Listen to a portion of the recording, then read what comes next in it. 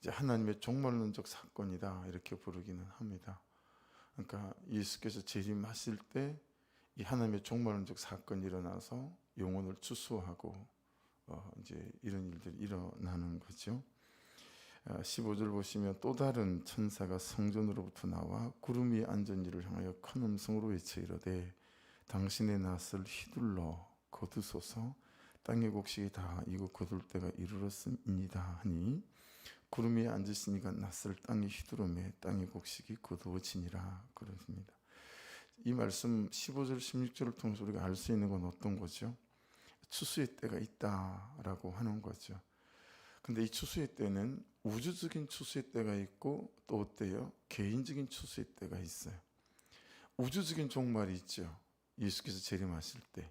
근데 각자의 개인의 종말이 또 있죠. 그런 것처럼 이 추수도 우주적인 추수의 때가 있지만 우리 각자의 개인의 추수의 때가 있다라고 하는 거죠. 또 삶의 추수의 때가 있어요. 그죠? 삶의 추수의 때가 있고요. 영혼의 추수의 때가 있기도 하죠. 그죠? 그리고 여러분하고 저하고 우리 각각에게 맡기신 추수할 영혼이 있다라고 하는 것도 이 말씀 안에서 깨달을 수 있습니다.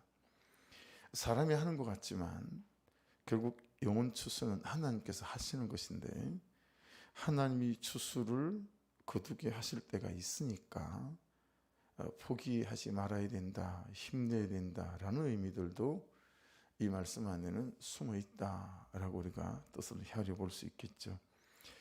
자, 여러분 추수를 하려고 하면 농사 지어 보셨습니까? 가장 기본적인 게 어떤 거죠? 그래서 봄 되면 가장 먼저 하는 게 그름을 이제 밭으로 갖다 올리는 거예요. 우리 아버지가 항상 했던 거 그건 것 같아요. 저 먼 땅밭까지 똥장군에다가 화장실 똥을 퍼담아서 갖다 나르시거나 밭에는 이제 똥장군을 퍼 갖다 나르세요. 논에는 황토를 갖다 부으시거나 이제 거름을 갖고 가죠. 그래서 가을에 추수한 거 있죠. 그 이제 벼 그걸 일부는 여물용으로도 삼지만요. 그걸 이제 저 집 바깥에다가 이렇게 한번 쌓고 거기다가 이제 똥을 퍼얹어요. 그리고 또 한 번 쌓고 또 퍼얹고 그렇게 해서 이제 거름을 만드는 거죠. 그 거름을 눈에다 갖다 붓고 그 다음에 쟁기질을 해요.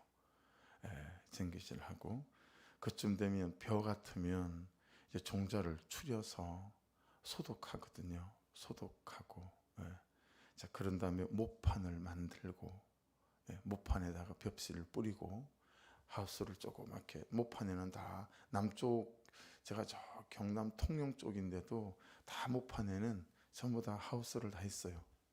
요만한 도랑이 대나무 작대기를 이렇게 X자로 한 다음에 길게 모판을 뭐 보통 한 2줄 정도 하죠. 그래서 비닐을 다 뒤집어 씌워요. 모가 자랄 때까지. 그런 다음에 이제 논을 쓰레질을 하죠. 물을 다운 다음에 쓰레질을 다 하고 모를 심고 그 다음에 이제 물을 넣었다 뺐다 잘 해야 되고 한여름에 피도 뽑아야 되고 그런 다음에 이제 10월달 11월달 되면 이제 벼를 빼서 추수를 하는 거잖아요. 추수를 하려면 가장 기본적인 어떤 거죠? 봄 되면 쟁기를 들어서 밭도 갈아야 하고 또 거름도 주어야 하고 또 물도 주어야 하고 씨를 심고 내 영혼이라면 내 영혼에 대해서도 이제 이 일들이 해마다 달마다 매일마다 일어나야 될 일들이기도 하고 또 다른 사람의 영혼을 위해서도 마찬가지겠죠. 뭔가 추수를 하려면 가장 기본적으로 거름도 주고 씨도 뿌리고 그 여름에 땡볕을 지나며 피를 뽑는 가꾸는 일들도 해야 되고 이제 그런 거죠. 목사로서는 여러분 항상 갈등이 있는 것 같습니다. 어떤 갈등이 있냐면 직장과 직업, 가정, 삶 이 전부 다 하나님의 부르신 장소이고 또 삶의 예배의 처소이고 그렇기 때문에 예배할 시간이 없도록 큐티할 시간이 없도록 기도할 시간이 없도록 열심히 사는 모습을 보면서 그것 또한 예배란 말이에요. 그죠? 항상 성경을 통해서 제가 말씀드리는 것처럼 그러니까 할렐루야 파이팅 하고 항상 격려만 해야 할지 참 갈등이 있을 때가 있습니다. 그렇게 사시느라고 어느 순간 하나님도 놓쳐버리시고 세상에 하나님께서 보내신 이유도 다 놓치고 사는 모습을 보면서 어느 타이밍에 어떻게 멱살을 잡고 흔들어 깨워야 될 건가, 그냥 한마디 툭툭 던지고 말아야 될 건가, 참 이런 갈등이 있을 때가 많이 있습니다. 지금은 벌써 이제 23살, 24살이 됐죠. 우리 로아 동기들 위수였으니까요. 걔들이 중2, 중3일 때 한 30여 명 됐던 것 같은데요. 제주도에 데리고 갔었거든요. 그래서 좀 눈발이 좀 날리는, 눈이 막 오진 않고 눈발이 조금씩 날리는 날 한라산 등반을 했어요. 성판악에서 출발을 했는데, 성판악에서 출발을 하면 12시 30분 안에 진달래 대피소까지 도착을 해야 합니다. 왜냐하면 거기서부터 병록담 정상까지 올라가는 게 제일 가파라요. 거기 올라갈 때는 안개도 많아가지고 앞도 잘 보이지도 않고 불과 고도 차이가 얼마 아닌데 극심하게 추워요. 그렇기 때문에 병록담에 올라갔다가 내려오는 시간이 어느 정도 딱 한계가 있어요. 그래야 또 일몰되기 전에 한라산을 벗어날 수 있기 때문에 12시 30분 안에 진달래 대피소 안에 도착하지 않으면 정상을 못 올라가게 통제를 합니다. 그래서 그 시간 안에 진달래 대피소까지 올라가야 되거든요. 여학생들이 많이 섞여 있잖아요. 시간을 가지고 출발을 했는데도 12시 반에 도착할 수 있을까 싶으면서 되게 부대끼더라고요. 중간중간이니까 포기하는 애들이 나와요. 이제 얘들이 문제인 거예요. 대피소까지 가서 포기를 하면 어디 맡겨놓을 데가 있으니까 괜찮은데 거기 올라가기 전에 포기를 하니 걔들을 모아서 선생님들 보고 기다리라고 그래야 될지 선생님들이라고 안 올라가고 싶겠어요. 걔들을 한 손에 한 명씩 붙잡고 끌고 올라가는데 이게 죽을 맛인 거예요. 나도 힘이 들어 죽겠는데 걔들을 겨우 12시 30분 안에 진달래 대피소까지 올라갔어요. 거기 제법 몇 명 됐던 것 같은데요. 몇 명 됐던 남학생도 있고요. 오히려 여학생들이 또 그 정도 도착한 애들이 또 퍼진 애들이 있는 거예요. 근데 여러분 이제 걔들을 데리고 올라갈 때 포기하려고 할 때마다 항상 하는 말이 조금만 더 가면 돼. 조금만 더 가면 돼. 내려올 때는 되게 편해요. 이제 집에 가서 쉬면 돼. 뭐 이러면서 데리고 내려오면 되니까. 애들 데리고 다니는 게 등산을 그때 해보고 애들 데리고 등반은 참 많이 생각을 해봐야 되겠구나 이런 생각을 했던 기억이 있습니다. 여러분 어차피 정상을 올라가더라도 다시 돌아 내려와야 하고 그죠? 결국은 집으로 돌아가야 하니까 어디쯤에서든 얼마쯤에서든 포기할 만하죠. 그죠? 끝이 한라산 정상 병록담이 아니고 끝이 집이니까요. 여러분 가장 목사로서 목회하면서 성도들에게 전달하고 싶고 전달하기 어려운 것, 나조차도 순간순간 잊어먹어버리고 까먹어버리는 게 뭐냐면 우리의 삶의 끝을 보고 살게 만드는 거예요. 우리의 삶의 끝이 어딥니까? 라고 하는 거죠. 여러분 우리의 삶의 끝은 천국이고 지옥이고 심판이고 영생이고 이거잖아요. 여러분 이 전제가 또렷하지 않으면 그냥 이 땅에서 사는 삶에 보이고 누리고 하는 것에 우리의 생각과 마음을 다 빼앗길 거라고 하는 거죠. 그러니까 항상 내 끝이 어딘가를 생각하는 거는 참 중요한 것 같아요. 그래서 전 잘 사는 것보다 훨씬 중요한 게 잘 죽는 거라고 항상 생각합니다. 잘 죽어야지. 항상 그 기도해. 하나님 좀 잘 죽게 도와주십시오. 잘 죽는다는 게 어떤 걸까요? 내가 죽는데 내 천국이 너무 확실한 거예요. 할렐루야. 내 천국이 너무 확실하고 내 영생이 너무 확실한 거죠. 그리고 그 천국을 바라보고 영생을 바라보고 때로는 버벅거리고 엎어지고 자빠졌지만 그래도 그것을 목적으로 향해서 내가 잘 살았다라고 하는 거죠. 그러니까 여러분 이 중심을 갖고 사느냐 갖고 살지 않느냐, 이 끝을 보고 사는 삶, 영혼의 때를 준비하고는 이 중심을 갖고 사느냐 갖고 살지 않느냐에 따라 여러분 우리의 삶에서 참 많은 차이가 일어난다라는 거예요. 포기할 게 포기도 안 되고요. 근데 그 끝을 보고 살면 포기할 게 포기가 되고요. 이제 이런 거죠. 그래서 여러분, 저와 여러분이 항상 오늘 보시면 추수할 때잖아요. 추수할 때인데 큐티책에는 두중요 수확 이렇게 제목이 달려 있잖아요. 그래서 제일 처음에 주님께서 하시는 영원 추수의 때인데, 여러분 항상 저하고 여러분 안에 이 끝을 보고 사는 삶, 영혼의 때를 준비하고 사는 삶, 이게 참 은혜로 아침마다 새벽에 나오실 때 현관문을 들었을 때 맞아 내가 삶은 얼마나 살겠어, 많이 살면 100살이고 90일 텐데 내가 그 끝에는 하나님 앞에 나가는 영원의 생명이 있는 사람이지, 이 하루도 그 끝을 보고 살자, 이런 중심이 될 수 있다면 참 복될 것 같아요. 참 복될 것 같아요. 그러면 여러분, 우리 욕심, 정욕에 이끌리는 삶, 이런 것들에 관해서 다시 생각되지 않을까요? 그죠? 그래서 목사로 사는 삶 중에 복은 성도들이 임종을 항상 곁에서 지켜볼 수 있다라고 하는 것 자체가, 그럴 때마다 염을 때 쳐다볼 때마다 맞아, 하나님 내 끝이 얼마 안 남았을 텐데 제가 잘 죽을 수 있도록 도와주시고 죽는 순간에 후회가 없도록 도와주시고, 뭐 이런 고백들 하게 되면서 다시 삶을 추스리고 마음을 추스리는 그런 은혜가 있는 것 같습니다. 여러분, 이렇게 만일에 끝을 보고 산다면, 추수의 때를 보고 산다면 우리가 이렇게 좀 생각을 바꾸어서 이렇게 살아가는 건 어려울까라는 거예요. 어떤 거냐면 풀을 만들어 보는 거예요. 풀을 한번 들어보세요. 여러분에게 풀이 7개가 있는 거예요. 풀이 어떤 풀이냐? 첫 번째 풀은 그냥 아는 사람이에요. 그냥 오다 가다 뭐 슈퍼도 들리고 하시니까 자주 보면 아는 사람이잖아요. 직장에도 거래처가 있으면 그냥 뭐 생수통이라도 바꾸러 오는 사람이 있으면 그냥 아는 사람이죠. 자, 그게 첫 번째 풀이에요. 여러분이 아는 사람이 되게 많잖아요. 자, 그다음 두 번째 풀은 무슨 풀이냐면 자주 보는 사람이에요. 어쩔 수 없이 일 때문에 뭐 때문에 자주 보는 사람 풀이에요. 그냥 아는 사람 풀에서 자주 보는 사람 풀인 거예요. 자, 세 번째 풀은 자주 만나는 사람이에요. 네, 자주 만나는 사람. 이거 뭐 하나로 묶어낼 수도 있겠지만 그렇게 해본 거예요. 자, 네 번째 풀은 자꾸 만나다 보니까 여러분 그런 거 있지 않아요? 어느 순간 왠지 마음이 좀 가고, 왠지 좀 교회 한번 나가보실래요? 하고 싶기도 하고. 그래서 네 번째 풀은 기도하는 사람 풀이에요. 이제 자주 보고 자주 만나는 사람인데 어느 순간 그 사람이 이제 기도하는 풀로 들어왔어요. 그래서 내가 항시 기도하는 사람 풀이 있는 거예요.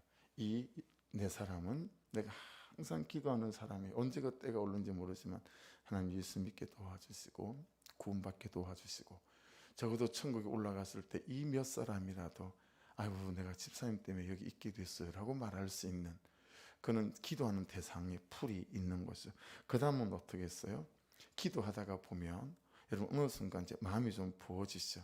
그래서 구원을 위한 사랑을 가지고 또는 구원을 위한 의도를 가지고 섬기기 시작하는 사람이에요. 기도하다가 생일도 챙겨주고, 때때로 계절이 바뀔 때 그냥 조그만 선물이지만 선물도 하고, 집에 부침개를 붙일 때 한쪽 더 붙여서 그것도 갖다 주고, 이제 그런 식으로 그 사람 영혼의 구원을 위한 의도를 가지고 그 사람을 섬기는 거죠. 자, 그렇게 하다 보면 어느 순간 여섯 번째 풀은 어떻게 되죠? 이 사람은 어느 때가 되면 좀 예배를 좀 초청해야 되겠다. 성탄 때이든 교회 생일 때이든 뭐 어느 때 우리 교회 한번 나와봐봐, 뭐 이런 식으로든, 아니면 교회로 초청하기 전에 예배, 목장 예배 때 우리 모이는데 한번 와, 뭐 이런 식으로 풀이 또 만들어지는 거죠. 그리고 그분이 교회 나왔더라도 일곱 번째 풀은 뭐죠?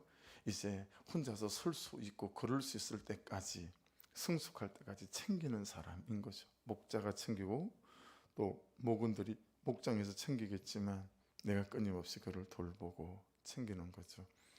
이거 우리가 참 못한다.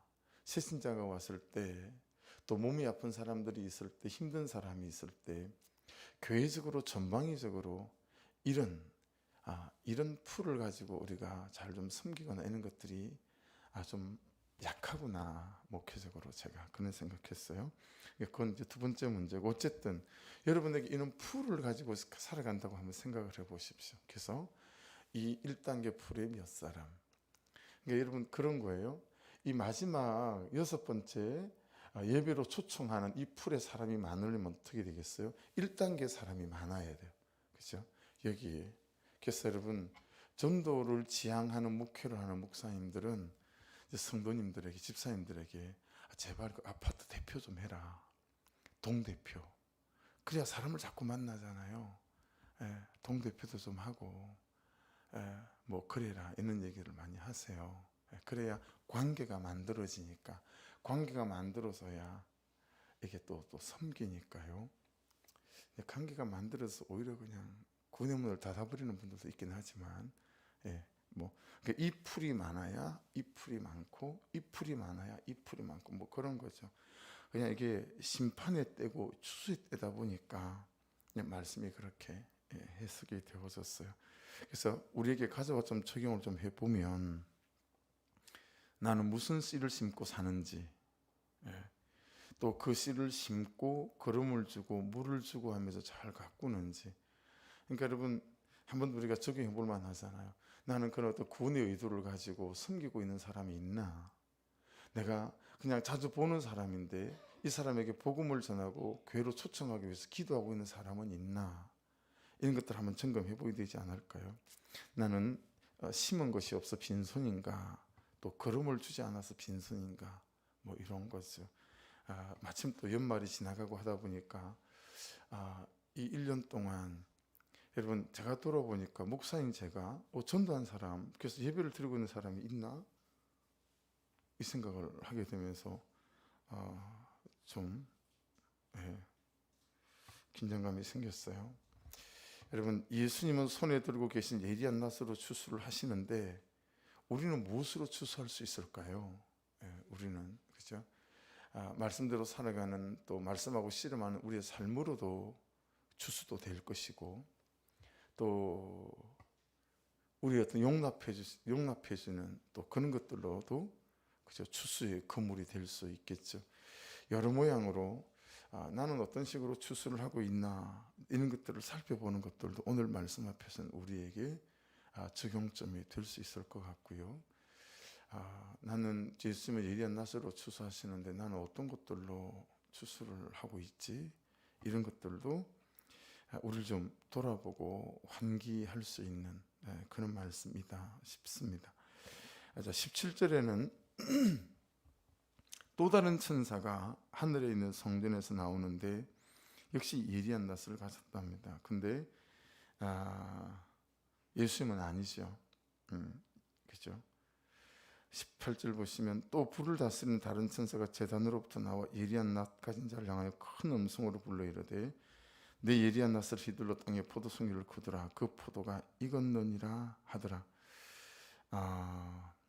포도송이는 좋은 건데 땅의 포도송이 이렇게 땅자가 붙어 있다 보니까 뭔가 좀 뉘앙스가 다르죠.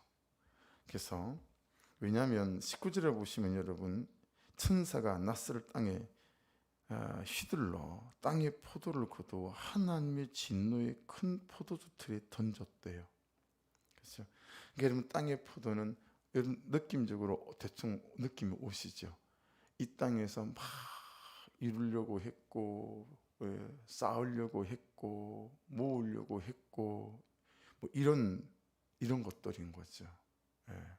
위에는 영적인 추수라면 밑에는 내가 이 땅에 목숨 걸고 살아가면서 하나님 없이 살았던, 그렇게 추구했던 그 어떤 것, 이런 것들이 땅의 포도 안에 들어갈 수 있다 싶습니다. 그렇죠? 20절 보시면 성 밖에서 그 틀이 밟히니, 여러분 이 포도주는 요즘처럼 이제 짤 때 포도주 틀이 따로 있었어요. 거기다 이제 집어넣고 막 발로 밟고 해서 포도즙을 짰단 말이에요. 그래서 이제 그런 거죠. 악인들의 심판의 소제목을 달아볼 수 있겠죠. 피가 나서 말 굴레까지 닿았고 1600 스타디온에 퍼졌더라. 이 스타디온은 우리로 말하면 거리예요. 거리. 몇 메다 몇 킬로인데 1600 스타디온은 320km 정도 됩니다.